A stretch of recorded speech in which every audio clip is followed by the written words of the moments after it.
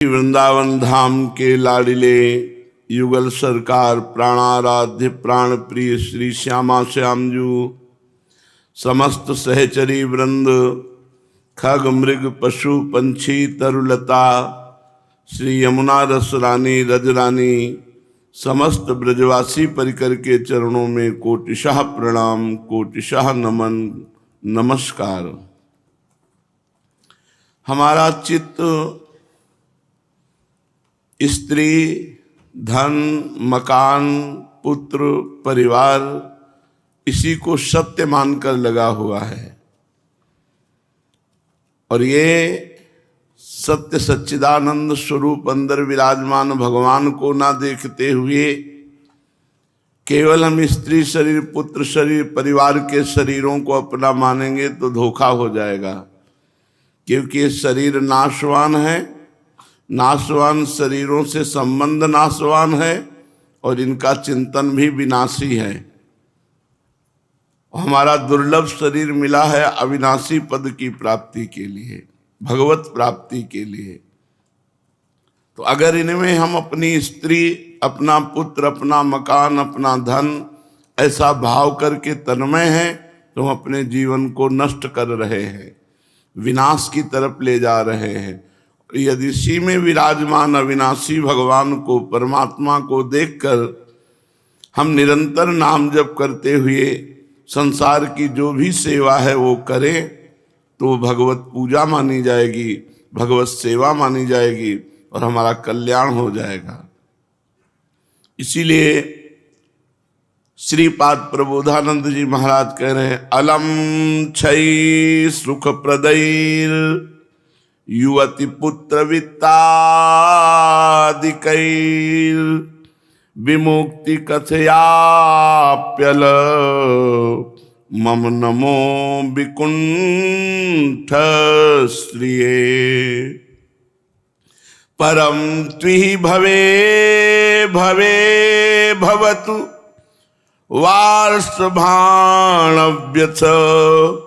ब्रजेन्द्र तनयो वने लसति यत्र तस्मिन् रतः। हे भाई, ये स्त्री, पुत्र, धन, मकान ये नाशवान है, इनका चिंतन भगवद विमुख होकर के इन पर आसक्ति ये अपने जीवन को नष्ट कर देना है। बस इन्हीं में भगवत भाव करना है। नाथ सकल संपदा तुम्हारी, मैं सेवक समेत सुत नारी। भगवत भाव और समर्पण, इसके बिना सब व्यर्थ हो जाएगा। एक एक श्वास व्यर्थ जा रही है और बड़ी कीमती श्वास है। एक श्वास में त्रिभुवन की संपत्ति बराबरी में नहीं रखी जा सकती। उस श्वास से हम भगवान का नाम जप करें, एक एक मिनट भगवान की सेवा में समर्पित करें, सब में श्री भगवान को देखें तो हमारा मंगल हो जाए। जो स्त्री में आसक्त है, जो पुत्र, धन, मकान, मान, प्रतिष्ठा, तो मोक्ष की चर्चा बेकार है उसके आगे। ममता रत सन ज्ञान कहानी, अति लोभी सन विरत वखानी। जो ममता से युक्त है उसको ज्ञान की चर्चा व्यर्थ है, जो लोभी है उससे वैराग्य की चर्चा व्यर्थ है। कामी समझिमि हरि कथा, ऊसर बीज बये फल दशा। कामी पुरुष को भगवान की चर्चा अच्छी नहीं लगती। ऊसर में कितना भी बीज बो, एक भी अंकुरित नहीं होगा।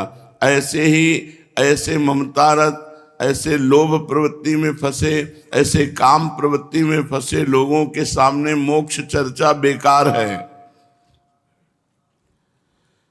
श्री वैकुंठ भी महा ऐश्वर्य युक्त है, भगवान का दिव्य धाम है।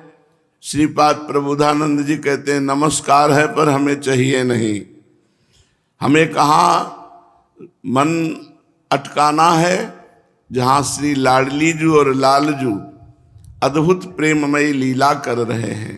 श्री वृषभानुनंदनी नंद नंदन जहाँ अद्भुत लीला कर रहे हैं, ऐसे श्री वृंदावन धाम में ही मेरी जन्म जन्म रति हो।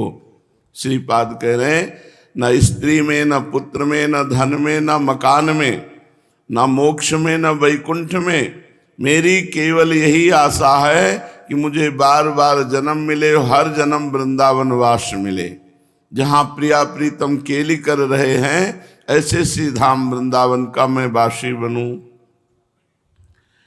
श्रीपाद कहते हैं नमामि वृंदावन में व मूर्धना, बदामि वृंदावन में व वाचा, स्मरामि वृंदावन में व बुद्ध्या, वृंदावनादन्यदहं न जाने।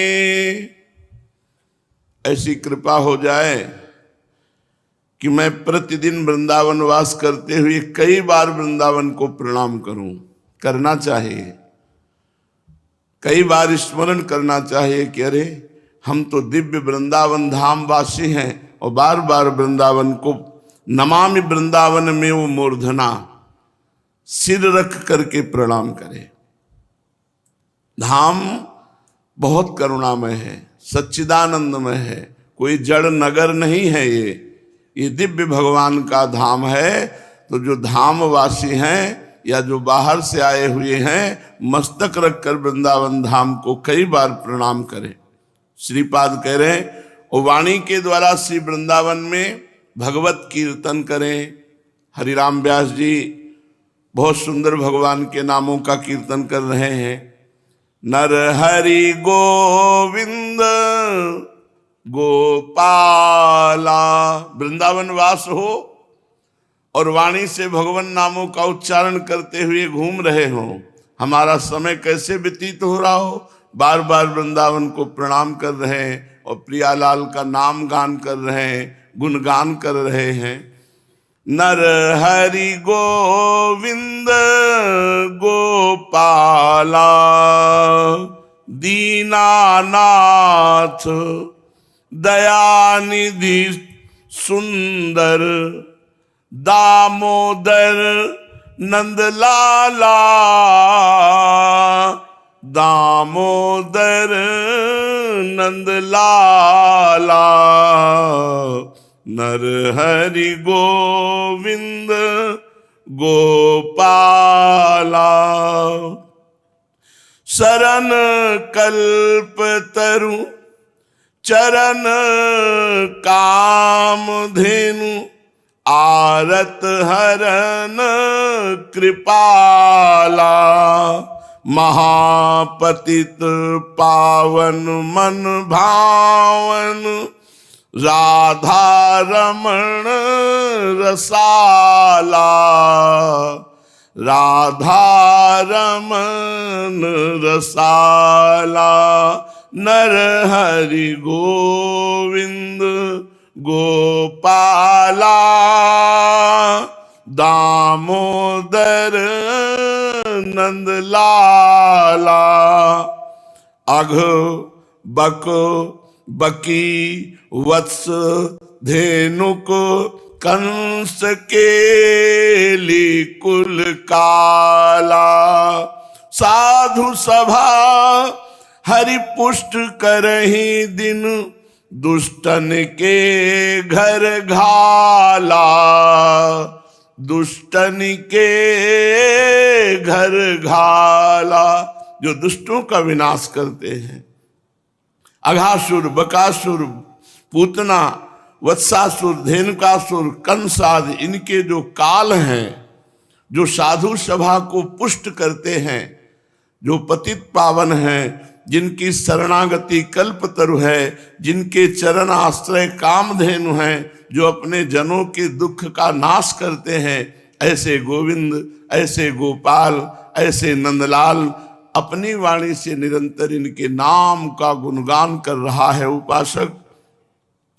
मान सरोवर रसिक अनन्य, हृदय कल कमल मराला, घन तन श्याम नाम राधा धौ, नागर नयन विशाला। भक्तों के मन रूपी मान सरोवर के राजहंस हैं प्रभु, जिनका शरीर श्याम सुंदर है, जिनका नाम राधापति है, राधाधव है, जिनके नेत्र विशाल हैं और जो परम चतुर शिरोमणि हैं, ऐसे नरहरि, ऐसे गोविंद, ऐसे गोपाल का मैं नाम कीर्तन करता हूं। इंद्र नीलमणि मोहन तन छवि, कंचन तन ब्रजबाला। व्यास स्वामिनी हरि उर राजत, मानहु चंपक माला। नर हरि गोविंद गोपाला, दामोदर नंद लाला। दामोदर नंद लाला। इंद्र नीलमणि कांति श्री लालजू महाराज की और स्वर्णिम कांति श्री लाडली जी की। लालजू के उर से प्रिया जो ऐसी विराजमान है जैसे चंपा की माला विराजमान हो। ऐसे हम प्रियालाल की रूप माधुरी, गुण माधुरी नाम कीर्तन करते हुए सदैव वृंदावन में समय व्यतीत करें। श्रीपाद कह रहे मस्तक से वृंदावन को प्रणाम करें, वाणी से प्रियालाल के नाम गुण का गान करें, और स्मरामि वृंदावन में व बुद्धिया। बुद्धि का काम है निश्चय करना। सदैव ये निश्चय करे कि हमारे जीवन का सत्य मार्ग भगवान नाम स्मरण, वृंदावन की रज में वास करना, रसिकों का संग करना, जीवन का उद्देश्य प्रियालाल की प्राप्ति, और सदैव वृंदावन का स्मरण करें। वृंदावनादन्य दहम न जाने, वृंदावन के सिवा और कुछ नहीं जानता। वृंदावन को प्रणाम करें, वृंदावन में भगवान नाम कीर्तन गुण कीर्तन करें, और बुद्धि से निश्चय करें कि वृंदावन ही सर्वोपरि सुख प्रदान करने वाला है, तो वृंदावन का स्मरण करें और वृंदावन के सिवा कुछ न जाने, कहीं न जाए, एकमात्र वृंदावन में पड़ा रहे तो प्रियालाल की प्राप्ति निश्चित है। पूज्य श्री पंडित गया प्रसाद जी महाराज उड़िया बाबा के परम प्रिय शिष्य और सिद्ध महापुरुष, एक एक शब्द अमृत में है, साधक को बहुत सहयोग देने वाला है यदि भावपूर्वक सुने और ग्रहण करे। बहुत ध्यान से सुनना, महापुरुषों के वचन हैं। प्राणी को सब कुछ मिल सके है, किंतु दुर्लभ अलभ्य भजन करिवे के ताई पूर्ण अवकाश मिलनो कठिन है। सब कुछ मिल सके है लेकिन भजन करने का समय नहीं मिलता। माया भजन करने का समय नहीं देती।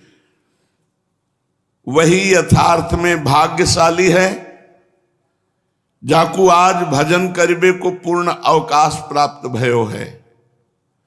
वही भाग्यशाली है जिसको भगवान ने भजन करने का समय दे दिया है। वाहु सो अधिक भाग्यशाली है वह जो भजन के समय को केवल भजन में ही लगाए दे है। सबसे बड़ा भाग्यशाली कौन? जिसको भजन के लिए समय भगवान ने दिया है। उससे भाग्यशाली कौन?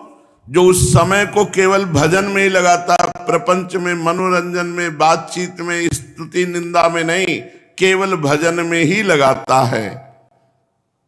अधिक भाग्यशाली है वह जो भजन समय को केवल भजन में ही लगाए दे है। और वाहुसों अधिक भाग्यशाली है वो जो भजन करते वहीं भजन में अतृप्त है, और भजन कर लूं और भजन कर लूं। और सबसे अधिक भाग्यशाली वो है, हां केवल वही है जाके अंतःकरण में भजन करिवे के अतिरिक्त और कोई अभिलाषा नहीं, कोई इच्छा नहीं, एक ही इच्छा है, भरपेट भजन कर ले। बहुत सुंदर सुंदर अमृतमय वचन है। यदि मेरे श्री प्राणनाथ ने आपके ताई भजन करिवे को पूर्ण अवकाश दे दियो है, तो अब इनको तंग मत करो और कछु मत मांग बैठियो। यदि भगवान ने तुम्हें भजन करने का समय दिया है तो सबसे अमूल्य वस्तु दे दी, अब इनसे और कुछ मत मांगना। एक ही बात मांगना कि भजन करने के समय में हम निरंतर भजन करते रहें और भजन करते हुए भी भजन से अतृप्त रहें और भजन करके कोई भी कामना की पूर्ति हम ना चाहें। यदि इसके अलावा कुछ मांगोगे तो कहने भगवान को लज्जित होना पड़ेगा, किसको इतनी कीमती चीज दे दी, समय भजन करने का, भाव भजन करने का, भजन करने में अतृप्ति, लेकिन ये फिर संसार की वस्तु मांगता है, तो लज्जित होने पड़ोगो। कारण कि इनके पास अब दैवे के नाम पे कछु बच्चों नहीं जो आपको दे दें। क्यों? ये बहुत तो है ब्रह्मांड में सब भोग सामग्री, तो ये अपने भक्तों को नहीं देते प्रभु, ये मायामयी है, ये प्रारब्धानुसार पुण्य बल से प्राप्त होती है, भजन बल से भगवान प्राप्त होते हैं। भगवान कभी अपने भक्त को माया में नहीं फंसाते हैं। बहुत करुणा करके बोल रहे हैं, अब या बेचारे पे दया करो, वात्सल्य भाव है ना ठाकुर जी के प्रति, तो कह रहे हैं अब या बेचारे पे दया करो, आशीर्वाद दो। देखो क्या कह रहे कि इनकी बुद्धि ठीक ठिकाने पे रहे ठाकुर जी की। क्यों? ये भजन करिवे वारेन को माया में संसारी कामन में ना फसायो करें। इनको आशीर्वाद दो कि इनकी बुद्धि ठीक रहे कि भजन करिवे वारों को माया में ना फसावे, अपने इस माया जाल से मुक्त रखे। यदि आपको शांति नहीं मिली, सुख नहीं मिले हो, मन की चंचलता दूर नहीं भई, तो आपने कोई महान अपराध कियो होएगो। ये निश्चय करके मान लीजो, कोई बहुत बड़ी गलती कर रहे हो। नहीं, भजन करते हुए मन एकाग्र, शांति, सुख, आनंद का अनुभव होता है। यदि भजन करते हुए अनुभव ना हो तो तुमसे कोई बड़ा अपराध बन गया। इनकी प्रदत्त कृपा की अवहेलना भई है तुमसे। भगवान ने जो तुम्हें कृपा की तो तुमने अवहेलना की है, इसीलिए तुम्हें शांति नहीं मिल रही। यदि इनकी दई भई वस्तु को सम्मान कर रहे हो, सदुपयोग कर रहे हो, तो मित्रवर तैयार हो जाओ। मेरे खिलौना के असह विरह ताप में तड़पवे के ताए। यदि तुम ठीक से चल रहे हो तो तुम्हारे हृदय में भगवान का विरह पैदा हो जाएगा और तुम तड़प तड़प करके भगवान को पुकारोगे, रोगे।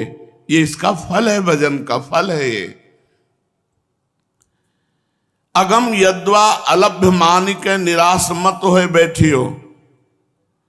श्री सदगुरुदेव भगवान के अनुग्रह बल पे पूर्ण विश्वास करके पूर्ण तत्परता के साथ साधन में लग जाओ। फल तो तुम्हारी योग्यता एवं पूर्ण लगन की बाट देख ही रहे हो। कह रहे हैं यदि शांति नहीं मिली, सुख नहीं मिला, लाभ नहीं मिला तो निराश मत हो। सदगुरुदेव भगवान की कृपा का चिंतन करो और जो भजन पद्धति मिली है तत्परता पूर्वक विश्वास करके उसमें लग जाओ। फल तुम्हारी बाट जो रहा है, पर तुम्हें फल लेने के लिए वैसा बनना पड़ेगा। पूर्ण विश्वास राखो, किसी जीवनाधार तुम्हें बुलाए रहे हैं। भगवान बुला रहे हैं, अगर बुलाया ना होता तो तुम वृंदावन ना आते, तुम्हें सत्संग न मिलता, तुम्हें भजन की बातें सुनने को न मिलती। तुम विश्वास राखो कि श्री जीवनाधार तुम्हें बुलाए रहे हैं। इनकी नित्य सेवा में सम्मिलित होनो ही पड़ेगो। हाँ, कछु विलंब है, वो विलंब है तुम्हारी तरफ से। जो तुम यहाँ के भोगों में रुचि करते हो, यहाँ अच्छा समझते हो संसार में, इसीलिए तुम्हें निकुंज नेत्रों में नहीं झलक रहा है, तुम्हारी तरफ से त्रुटि है। साधक के ताई यहू परम आवश्यक है कि अपने आचरण पवित्रतम बनावे। साधु के ताई यह परम आवश्यक है कि अपने आचरण ठीक कर ले। श्रद्धा तथा सदाचार ये दोनों संपुट होने चाहिए भजन के दो ओर, श्रद्धा और पवित्र आचरण, बीच में भजन। पहले श्रद्धा और आखिरी पवित्र आचरण, बीच में भजन सुरक्षित रहेगा, भजन बढ़ेगा, भजन बचेगा और भजन पचेगा। और जब पच जाता है भजन तो सिद्ध पुरुष हो जाता है। यदि यह इच्छा होए कि याही जन्म में साधना को पूर्ण फल मिल जाए, भगवत प्राप्ति हो जाए, तो इन दोनों को दृढ़ता के साथ पकड़े रहे दीर्घ काल पर्यंत। क्या? भजन में श्रद्धा और आचरण पवित्र। अगर इसी जन्म में भगवत प्राप्ति करनी है तो विशाल श्रद्धा और परम पवित्र आचरण और भजन, इसी से भगवत प्राप्ति हो जाएगी। पूर्ण विश्वास के साथ लंबे समय तक चरित्र दूषित न होने पावे, आचरण न बिगड़ने पावे, भजन न छूटने पावे, भगवत प्राप्ति हो जाएगी। दीर्घ काल पर्यंत पूर्ण विश्वास के साथ यदि चलते बन जाए तो स्वल्प काल में, थोड़े ही समय में सफलता हस्तगत हो जाएगी। श्रद्धा, सदाचार और साधना वैराग्य में संतोष न होवे, भोगन में संतोष होए और भजन में संतोष न हो। वैराग्यवान, आचरण पवित्र, विशाल श्रद्धा और खूब डट के भजन करते हुए भी असंतुष्ट कि अभी वो भजन नहीं होता जो होना चाहिए। हृदय में कभी ये ना आवे कि अरे बहुत भजन हो गया। भजन का सच्चा फल है कि भजन होने पर भी भजन की भूख बढ़ जाए, ऐसा लगे कि अभी वो भजन नहीं होता जो भजन होना चाहिए। देखो, जो मृत्यु के समय कर्णों पर है, वाको याही क्षण कर चलो। जो मृत्यु के समय करना है, भगवान का स्मरण, भगवान के लिए रोना, भगवान के लिए तड़पना, वो अभी कर लो।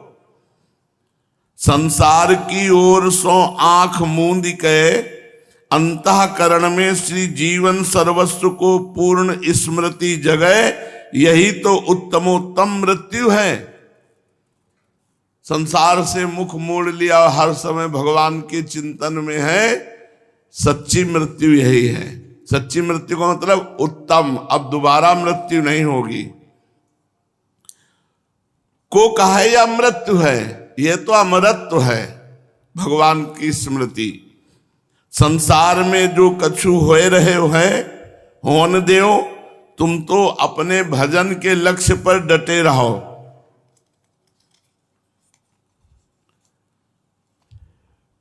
विकार बहुत प्रबल हुए हैं, इनसो साधक बहुत सावधान रहे। विकारन सो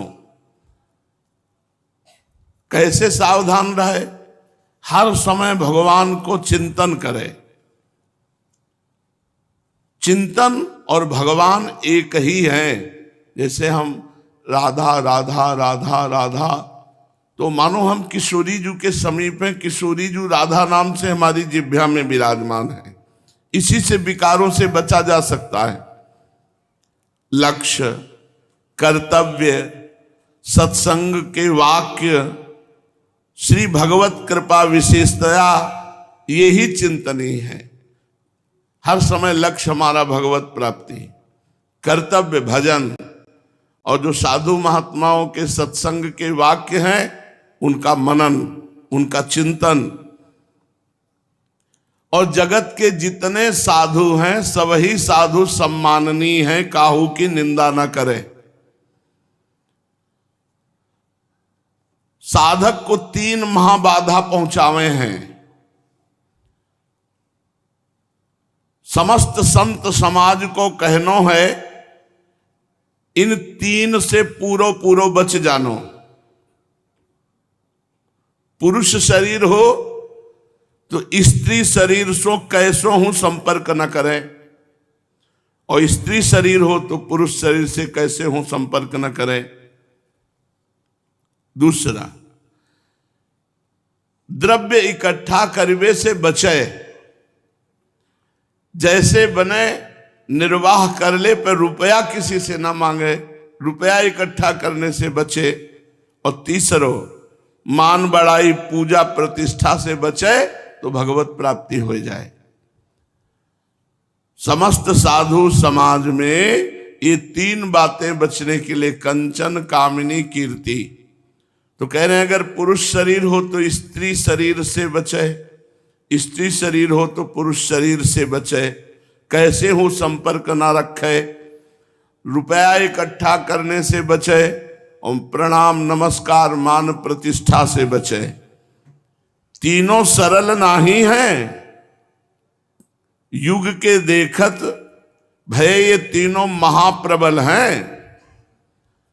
ताहू पे मान प्रतिष्ठा ये तो अत्यंत प्रबल है। यासों कोई काम यह उद्देश्य लेके ना करे कि ऐसो करेंगे तो हमारी ख्याति होएगी।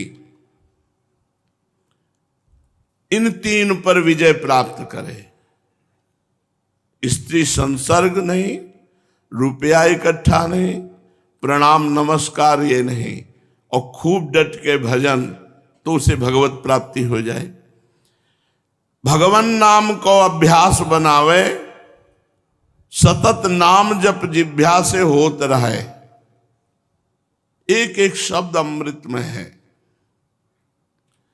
यह तो सर्वमान्य बात है कि इस समय अध्यात्म में चलिवो बड़ा दुष्कर है, अत्यंत दुष्कर है अध्यात्म में चलना। पूरी जीवन कठिनता पूर्वक चलना होता है, तब परम पद की प्राप्ति होती है। कहीं डगमगा गए रास्ते में तो फिर अगला जन्म हो सकता है। यह सर्वमान्य बात है कि अध्यात्म में चलिवो बहुत कठिन है। तथापि जिनने कृपा करके अपनी श्री ब्रजभूमि में बसाए हैं, वे ही सब संभालते रहेंगे। ये बहुत जोर की बात है। जिन्होंने कृपा कर वृंदावन वास दिया, ब्रजवास दिया, वही हमें संभालते रहेंगे। यह दृढ़ विश्वास राखनो, कठिन और सरल,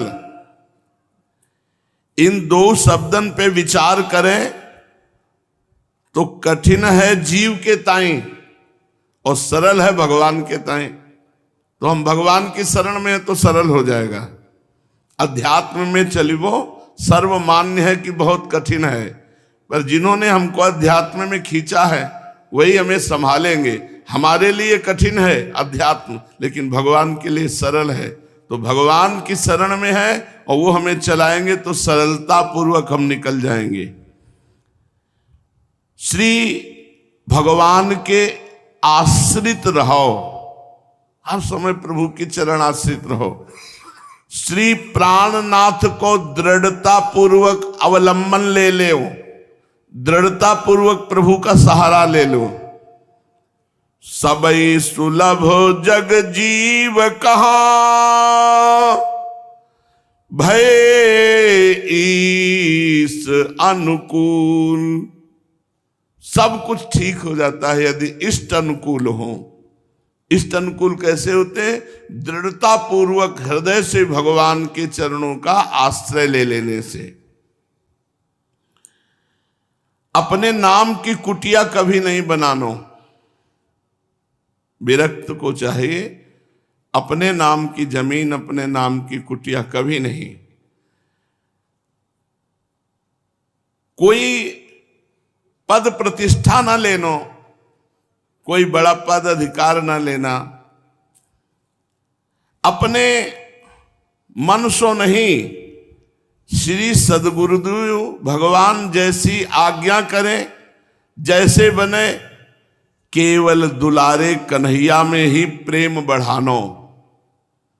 यह माननो कि यह काम तो हम अपने श्री सदगुरुदेव भगवान की आज्ञा सो कर ही रहे हैं, अपने बल सो नहीं। अपने ही इष्ट के रूप में पूरी लगन, इनमें ही प्यार और इनको बार बार चिंतन, ये माया जाल सो सर्वथा बचाए ले है। फिर ध्यान दो, अपने ही इष्ट के रूप में पूरी लगन और इनमें ही प्यार और इनको ही बार बार चिंतवन, माया के जाल सो सर्वथा बचनो है। अपने इष्ट की अनन्यता, अपने इष्ट में प्रेम और अपने इष्ट का सतत चिंतन, ये माया पर विजय प्राप्त करा देता है। कन्हैया को ही सर्वस्व मान लेनो, इनके ताई ही जीवन बने, यही भजन है। हमारे माई श्यामाजू को राज हृदय से मान लिया और रात दिन राधा राधा राधा राधा, यही सच्चा भजन है। जो कर्तव्य श्री सदगुरुदेव ने बताए हुए उनको लिख ले और उनको पालन करो। रोज पाठ करो गुरुदेव ने क्या क्या बताया है और उसको रोज मनन करके अपने आचरण में उतारो। यही आराधना है। श्री सदगुरुदेव भगवान के सुझाए गए मार्ग सो चले तो धीरे धीरे सब सुधर जाएगो। यह विश्वास रखनो कि यही जीवन में जीवन धन के प्रेम में डूबना है। अपनी ओर मत देखो, इनकी ओर देखो, प्रभु की ओर देखो। मैं कैसा हूं, नीच पामर अधम उत्तम, इससे कोई मतलब नहीं। प्रभु की तरफ देखो, सुनो, गुरुदेव के वाक्यन को ही जीवन को आधार माने। जो गुरुदेव ने साधना बताई, जो उपदेश किया, जो आज्ञा किया, उसके अनुसार चलो, वही जीवन का आधार है। कभी भ्रष्ट नहीं होगे, कभी पतित नहीं होगे। सात्विकी श्रद्धा ग्रहण करनो, ये देखते रहनो कि श्रद्धा में कमी तो ना आए रही है। श्रद्धा में बाधक है तर्क, श्रद्धा में सहायक है श्रद्धावान में श्रद्धा करनो।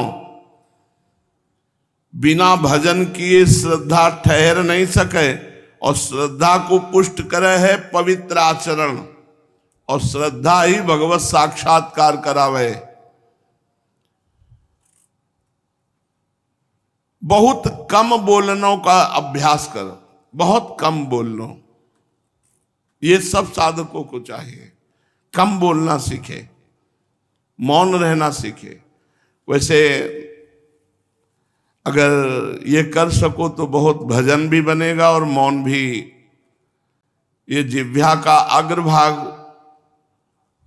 ऊपर के दांतों की जड़ में, तालू जहां से प्रारंभ होता है, जहां से मसूड़े हैं दांत की जड़, वहां अग्रभाग लगा लो ऐसे और बंद करो तो दांतों के बीच में जगह खाली हो जाती है। अब नाम चलाओ श्वास की ठसक से। अब बोलने की इच्छा ही नहीं होगी। देखो, जबान जब ऊपर लगी रहेगी तो भगवत चिंतन होगा, और जबान जब नीचे तो विषय चिंतन होगा। जब विषय चिंतन हो रहा हो तो देखना तुम्हारी जबान का अग्रभाग नीचे की तरफ आ गया है। ये अनुभव की बात है। नीचे के दांतों की तरफ जब जबान का अग्रभाग होगा तो विषय चिंतन होगा, और जबान का अग्रभाग जब ऊपर की तालू और मसूड़े के बीच में होगा ऐसे बंद, तो उससे नाम चिंतन होगा। मंत्र चिंतन होगा, कुछ दिन तुम्हें चलाना पड़ेगा, फिर चलने लगेगा और बोलने की इच्छा नहीं होगी, क्योंकि जबान का अग्रभाग ऊपर लगा हुआ है। वो जब तक हटेगा नहीं तब तक बोलना नहीं होता, और उसको हटाना बड़ा कठिन लगेगा कि नाम चल रहा है, मंत्र चल रहा है, तो ये स्थिति रहती है। शांत एकदम वृत्ति करके देखो, अगर समझ पाए हो, हमारी बात समझ पाए, लगा के देखो अपनी जबान और नाम चलाओ। जब विषय चिंतन हो रहा होगा तब आप देखना आपकी जबान का अग्रभाग नीचे के तालू की तरफ होगा, ऐसे तुरंत उसे घसीटो और ऊपर लाओ। नाम जब शुरू कर दो, विषय चिंतन खत्म होने लगेगा। बहुत ही कम बोलना, जहां तुम्हें गला खूब उच्च स्वर से बोल बोल करके थकाना है नाम कीर्तन में, वहां तो मौन बैठे हो, और जहां प्रपंच में मौन रहना चाहिए वहां खूब मुखर हो रहे हो, खूब बातें कर रहे हो। नाम कीर्तन में खूब उच्च स्वर से गाना चाहिए, और जब प्रपंच की चर्चा हो तो मौन हो जाना चाहिए। बहुत ही कम बोलनो। प्रपंचिन सो सदा बचतो रहनो। जो इष्ट निंदा करते हो, गुरु निंदा करते हो, संत निंदा करते हो, प्रपंच की बात करते हो, नास्तिक प्रवृत्ति, भगवत विमुख, ऐसे लोगों से बचो। जिनके संग से हमारा भजन छूटे, ऐसे ऐसे से बचो। तजोरे मन हरि विमुखन को संग, जाके संग कुमति मति उपजय, करत भजन में भंग, तजोरे मन हरि विमुखन को संग। बहुत कम बोलनो और प्रपंचिन को देख के बचिबो। अरे वो आ रहा है, जरूर बात करेगा, हट जाओ, मौन हो जाओ, माला दिखा दो, बातचीत मत करो, माला चल रही, बचाओ, किसी तरह अपने को प्रपंच से बचाओ। दूसरे की चर्चा कबहू ना करने को नियम ले कि हम दूसरे की विषय कितना चर्चा करेंगे ना दूसरे की निंदा सुनेंगे, ये नियम ले लो। जहां कोई दूसरे की बात, वो अमुक है, उसको कान में अंगुली, राधा राधा राधा राधा। क्रोध कबहू नहीं करनो, सपने नहीं देखे पर दोषा, कभी क्रोध नहीं करना। स्वप्न में दूसरों के दोषों पर ध्यान न दे और अपना कभी क्रोध न करे।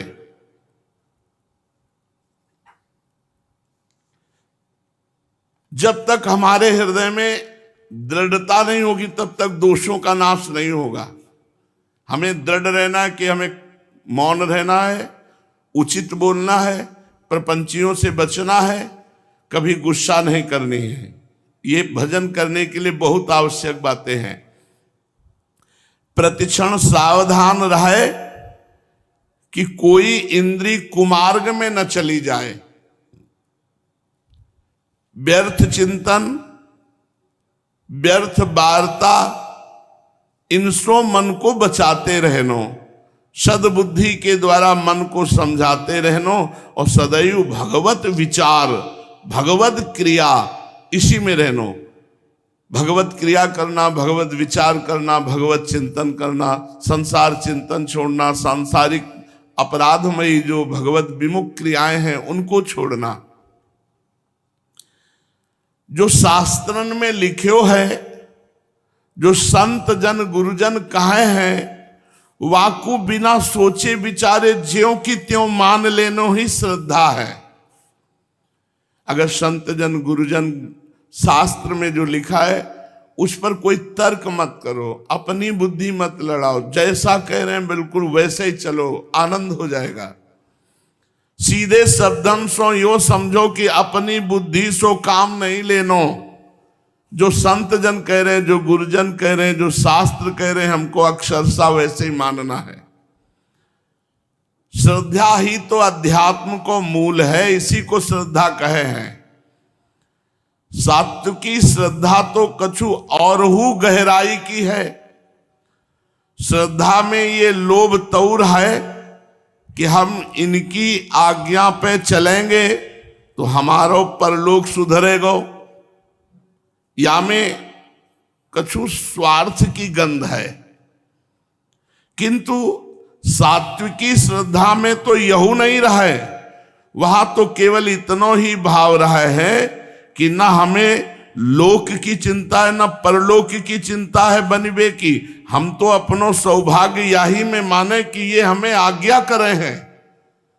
ये है उत्तम श्रद्धा कि ना मुझे लोक की परवाह है ना परलोक की परवाह, जो आज्ञा हो गई वही मैं करूंगा, मुझे कोई परवाह नहीं है। मेरा सौभाग्य है कि ये मुझे आज्ञा कर रहे हैं। कलयुग में श्रद्धा बहुत दुर्लभ है। हमारे मन को रुचि बात तो हम मान गए, नहीं रुचि तो नहीं माने। अपना मन गुरुदेव के हाथ दे दे, श्री जी के हाथ में दे दे। अब जो आज्ञा भाई तत्परता पूर्वक कर ले। हमें उससे नहीं देखना कि लोक बन रहा है कि परलोक बिगड़ रहा है। वो आज्ञा कर रहे हैं, वो जिम्मेवारी है उनकी, वो जाने। कलयुग में ऐसी श्रद्धा बड़ी दुर्लभ है। ताहू में सात्विकी श्रद्धा यदि उपज पड़े तो श्री भगवान की अपार कृपा समझ लेना चाहिए। सात्विकी श्रद्धा भये तो जीव को परम कल्याण सर्वथा अलभ्य ही है। मतलब सात्विकी श्रद्धा हो गई तो परम कल्याण हो गया। अगर सात्विकी श्रद्धा नहीं, सात्विकी श्रद्धा क्या, बिना विचारे जो आज्ञा भाई वही कर देना, अपनी बुद्धि ना लगाना, अपने लोक परलोक की चिंता ना करना। यह एक विचारणीय विषय यह है कि सांसारिक बुद्धि श्रद्धा के समान अति उच्च वस्तु को कैसे तौल पावेगी। सांसारिक बुद्धि श्रद्धा को नहीं पकड़ पाती। जैसे जा कांटे पे लकड़ी और कोयला तौलो जाए, वह कांटे पे तराजू पे सोना चांदी तौलने की क्षमता ना है। ऐसे ही जा बुद्धि से संसार को निर्णय किया जाए, वह बुद्धि की क्षमता ना है कि वो श्रद्धा को समझ जाए। अतएव भगवती श्री श्रद्धा महारानी को बहुत ही बचावे अपनी बुद्धि के तराजू में तौलवे सो। श्रद्धा यदि राखते बने तो यह बढ़ती ही जाए और श्रद्धा को अंतिम फल है श्री भगवत प्रेम या आत्मबोध। बहुत ही सावधानता राखे, श्रद्धा ऐसे जल्दी उड़ जाए जैसे कपूर। या कारण श्रद्धा महारानी को बहुत ही संभाल के राखे। अत्यंत आर्त हो के दोनों हाथ बांध के प्रभु से भीख मांगे कि हमारी श्रद्धा पुष्ट रहे गुरुदेव के चरणों में और गुरुदेव के वाक्यों में। हम कभी उनकी आज्ञा का उल्लंघन न करें। मेरी परम दयामयी श्रद्धा मां, जब तुम कृपा करके या अधम जीव के अंतःकरण में आए के विराजी हो, तब इतनी कृपा और हु करो कि अब या अंतःकरण को अपनो निजी घर बनाए ले, साथ ही अपने योग्य अंतःकरण को सुधार ले। मेरी परम दयामयी मां, तात्पर्य इतनो ही है कि सर्वतो भाव सो श्री भगवती श्रद्धा महारानी को दृढ़ता के साथ अंचल पकड़ ले। फिर तो यह दयालु श्रद्धा मैया अपने लाल को निरंतर ऊपर ही उठाती रहेंगी तथा इनको चैन तब मिलेगा जब अपने लाल को प्रिया प्रीतम से मिलाए देंगी। श्रद्धा का फल है प्रिया प्रीतम से मिल जाना। जाके कोटिन जन्मन के पुण्य उदय हुए हैं, वाही के अंतःकरण में ऐसी श्रद्धा उपजे, रुके और बढ़े और खूब बढ़ती जाए। क्या जो गुरुदेव की आज्ञा हुई बस बिना विचारे कर बैठे, बिना विचार करी शुभ जानी। अतृप्ति की भावना बनी रहे भजन में। ये सबरी बातें लेना चाहो तो एक बात को अभ्यास करो कि कहां मैं तुच्छ और कहां गुरुदेव। ये सोचा कहां मैं तुच्छ अधम, कहां गुरुदेव, तो हमारी श्रद्धा बनी। इन्होंने हमें आदेश किया, आज्ञा करी, अब इनकी आज्ञा पालन में विचार की जरूरत नहीं है, जैसी आज्ञा वैसा पालन। यही युक्ति है श्री श्रद्धा महारानी के रोकबे को। श्रद्धावान जितेंद्री बने हैं, श्रद्धावान सौम्य बने हैं, श्रद्धावान शांत होए है, श्रद्धावान गंभीर होए है, नियम पालन करने वाला, श्रद्धावान होए है, अपने कर्तव्य पालन करने वाला श्रद्धावान होए है। परम दृढ़ होए जाए श्रद्धावान, श्रद्धावान ही दैन्य की मूर्ति होए है। श्रद्धावान में समस्त भागवतिक सद्गुण आय के निवास करे हैं। श्रद्धावान को पतन नाही होए, श्रद्धावान को अवश्य ही प्रेमी बननो परोगो। इसलिए खूब संत गुरु वाक्यों पर श्रद्धा करे और निरंतर नाम जप करे और अपनी कमियों को देखता रहे और एक डायरी में लिखता रहे रोज की रोज रात्रि में कि आज कौन सी कमी हुई, आज कौन सी कमी हुई, और उसका त्याग करता रहे। श्रीमद् भागवत महापुराण। भगवान श्री कृष्णचंद्र जी से उद्धव जी ने प्रश्न किया कि हे करुणामय भगवान, आपकी भक्ति का स्वरूप क्या है और कैसे प्राप्त होती है? भगवान वर्णन करते हैं, श्रद्धामृत कथायाम में शश्वन् मदनुकीर्तनम परिनिष्ठा च पूजायाम स्तुति भी स्तवनम मम आदरः परिचर्यायाम सर्वांगैरभिवंदनम मदभक्त पूजा व्यधिका सर्वभूतेषु सन्मतिः मदर्थे स्वंग चेष्टा च वचसा मदगुणैरणं मय्यर्पणं च मनसः सर्वकाम विवर्जनम मदर्थे अर्थ परित्यागो भोगस्य च सुखस्य च इष्टम दत्तम हुतम जप्तम मदर्थम यद्व्रतम तपः। बहुत सुंदर बात है। कैसे भक्ति प्राप्त होगी? तो भगवान ने कहा, श्रद्धामृत कथायाम में सस्वन मदनु कीर्तनम परिनिष्ठा च पूजायाम स्तुति भी स्तवनम मम। जो मेरी भक्ति प्राप्त करना चाहता हो वह मेरी अमृतमयी कथाएं खूब सुने, कथा सुनने में खूब श्रद्धा रखे। जहां भगवान की चर्चा हो रही हो, जहां भगवान के भक्तों के चरित्रों का गायन हो रहा हो, चुपचाप जाए, शांति से वहां प्रणाम करके बैठ जाए, वार्ता ना करे और कानों को एकदम एकाग्रता पूर्वक उनके वचनों में लगाए और सुने खूब। निरंतर मेरे गुण लीला का गायन करे, नामों का कीर्तन करे। भगवान ने भक्ति प्राप्ति का उपाय बताया कि भगवान की लीला कथा खूब सुने और खूब गाए और नाम कीर्तन करे।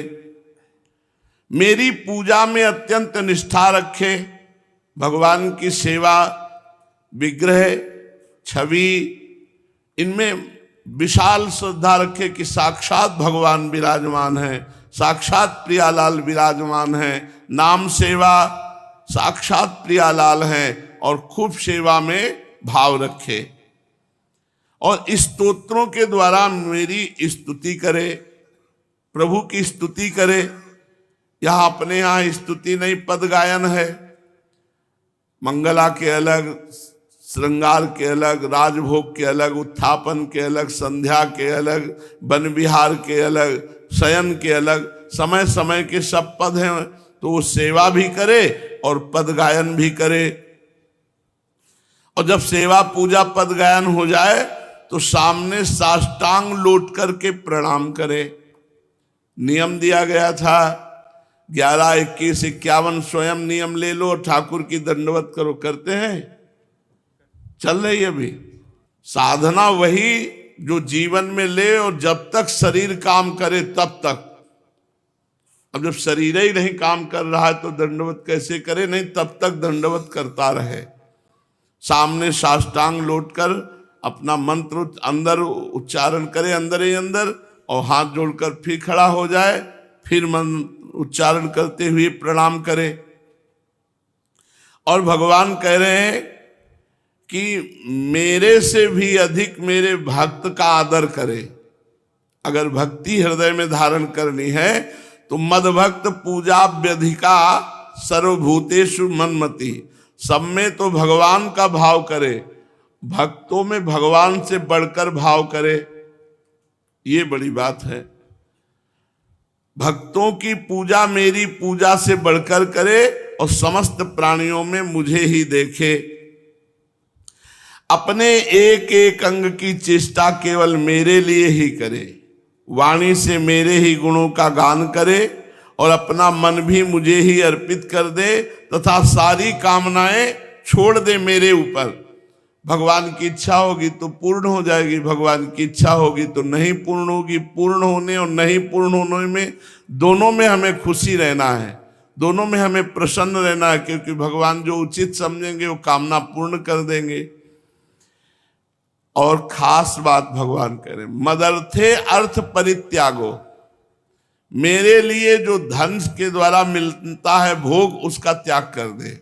मदर्थे अर्थ परित्यागो भोगस्य च सुखस्य च, मेरे लिए धन का, भोग का और प्राप्त सुख का भी परित्याग कर दे और जो कुछ यज्ञ, दान, हवन, जप, व्रत और तप करे वो सब मेरे को अर्पण कर दे।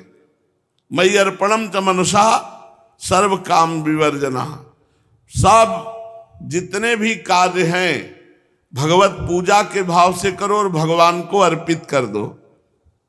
उद्धव जी, जो मनुष्य ऐसे चलता है उसे मेरी भक्ति प्राप्त हो जाती है। पकड़ा, भगवान की भक्ति कैसे प्राप्त होती है?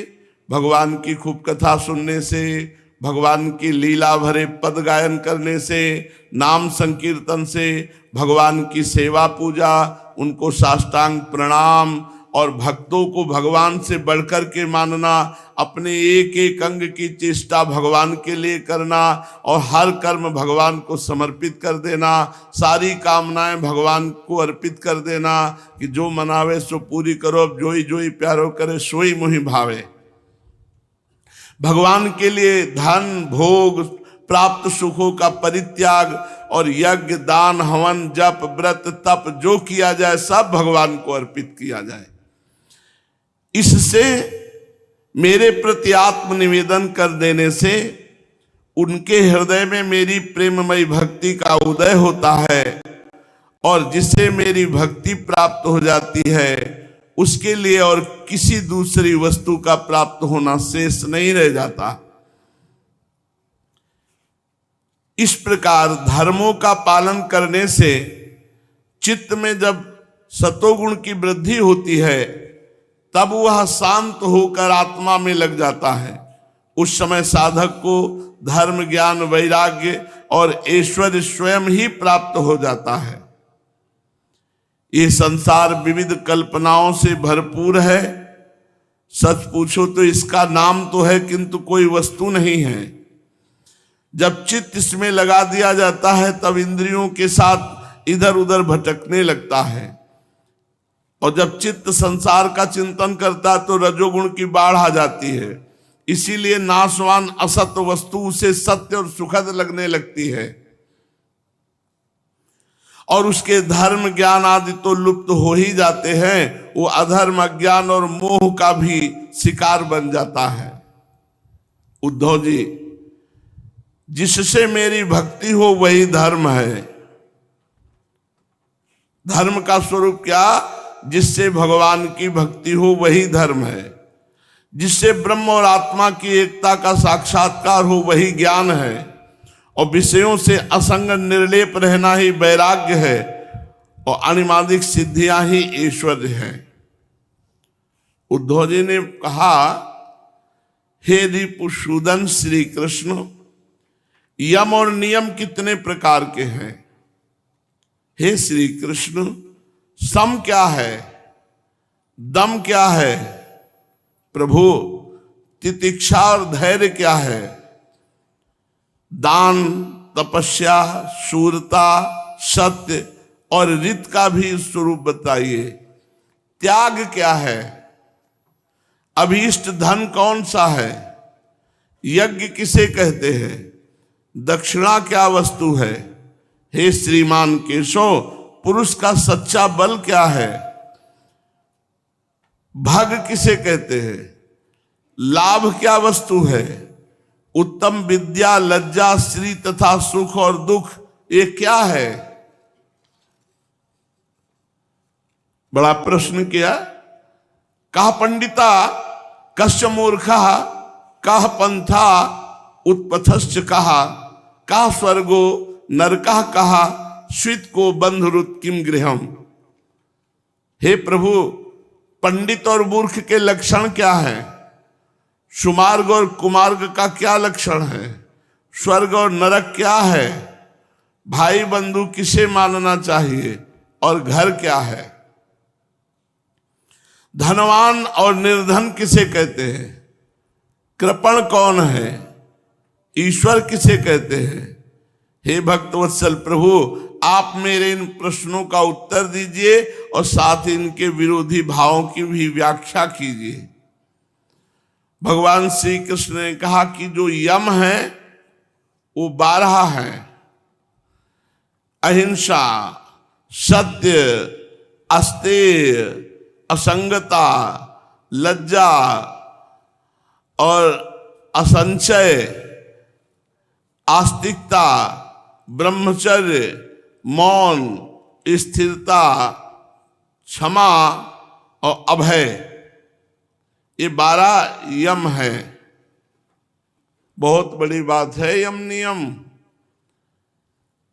मन, वाणी, शरीर से किसी की हिंसा न करना, सदैव सत्य बोलना, चोरी न करना, किसी का संग न करना, पाप कर्म में लज्जा आना, कुछ भी नहीं जोड़ना, असंचय, आस्तिकता, बड़ी श्रद्धा विश्वास भगवान और शास्त्रों पर, ब्रह्मचर्य, मौन, स्थिरता, क्षमा और अभय, ये 12 यम हैं। नियमों की संख्या भी 12 है। नियम, शौच, शौच माने बाहरी पवित्रता और भीतरी पवित्रता, फिर जप, तप, हवन, श्रद्धा, अतिथि सेवा, मेरी पूजा, तीर्थ यात्रा, परोपकार की चेष्टा, संतोष और गुरु सेवा, ये 12 नियम हैं। 12 यम और 12 नियम सकाम और निष्काम दोनों प्रकार के साधकों के लिए ये यम नियम उपयोगी हैं। जो साधक यम नियम का पालन करते हैं तो चाहे भोग चाहे मोक्ष चाहे सब प्राप्त हो जाता है। और सम, बुद्धि का भगवान में लग जाना सम कहते हैं। इंद्रियों का संयमन का नाम दम है।